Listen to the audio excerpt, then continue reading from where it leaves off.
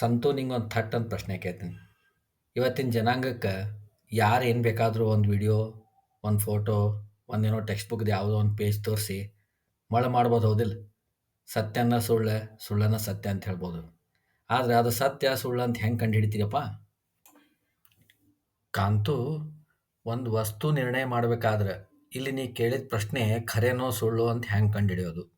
ಇದೇ ಥರ ಅಲ್ಲಿ ಬಿದ್ದಿದ್ದ ವಸ್ತು ಬಂಗಾರದೋ ಬೆಳ್ಳಿದೋ ಅಂತ ಒಂದು ಕಂಡುಹಿಡಿಬೇಕಾಗಿದೆ. ಇವೆಲ್ಲ ಹೆಂಗೆ ಮಾಡಬೇಕು ಅಂತಂದ್ರೆ ಮಧ್ವಾಚಾರ್ಯ ಹೇಳ್ತಾರೆ, ಪ್ರತ್ಯಕ್ಷ, ಆಗಮ ಮತ್ತು ಪ್ರಮಾಣ ಮತ್ತು ಸಂದರ್ಭನೂ ಜೋಡಿಸ್ಕೊಂಡು ನಾವು ಅರ್ಥ ಮಾಡ್ಕೋಬೇಕಂತ ಹೇಳಿ.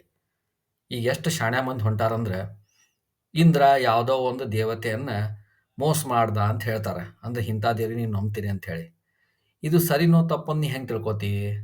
ಕತ್ತಿ ನಿನ್ನ ಮುಂದೆ ತೋರಿಸ್ತಾನವ, ಕತ್ತಿನೂ ಸೇಮ್ ಹಂಗೆ ಇರ್ತದೆ. ಸತ್ಯ ಅಂತ ತಿಳ್ಕೊತೀವಿ, ಸುಳ್ಳು ಅಂತ ತಿಳ್ಕೊತೀವಿ. ಆವಾಗ ಅಲ್ಲಿ ಸಂದರ್ಭ ಅನ್ನೋದು ಅವ ಏನು ಮಾಡಿರ್ತಾನೆ ಅಂದ್ರೆ ಮುಚ್ಚಿ ಹಾಕಿಬಿಟ್ಟಿರ್ತಾನೆ. ಸಂದರ್ಭ ಮುಚ್ಚಿ ಹಾಕಿಬಿಟ್ಟೆ ಅಂದರೆ ಸತ್ಯ ಅಸತ್ಯ ಕಾಣಿಸ್ಬೋದು, ಅಸತ್ಯ ಸತ್ಯ ಕಾಣಿಸ್ಬೋದು. ಸಂದರ್ಭ ಕುಳಿಸ್ಕೋಬೇಕು. ಇನ್ನೊಂದು ಭಾಳ ಮಹತ್ವ ಅಂದ್ರೆ ಉದ್ದೇಶ.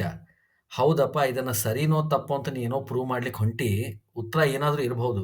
ನಿನ್ನ ಉದ್ದೇಶ ಏನು ಅದು ಭಾಳ ಮಹತ್ವ ಆಗ್ತದೆ. ಇದ್ರ ಮ್ಯಾಲೆ ನಾವು ತಿಳ್ಕೊಬೇಕು.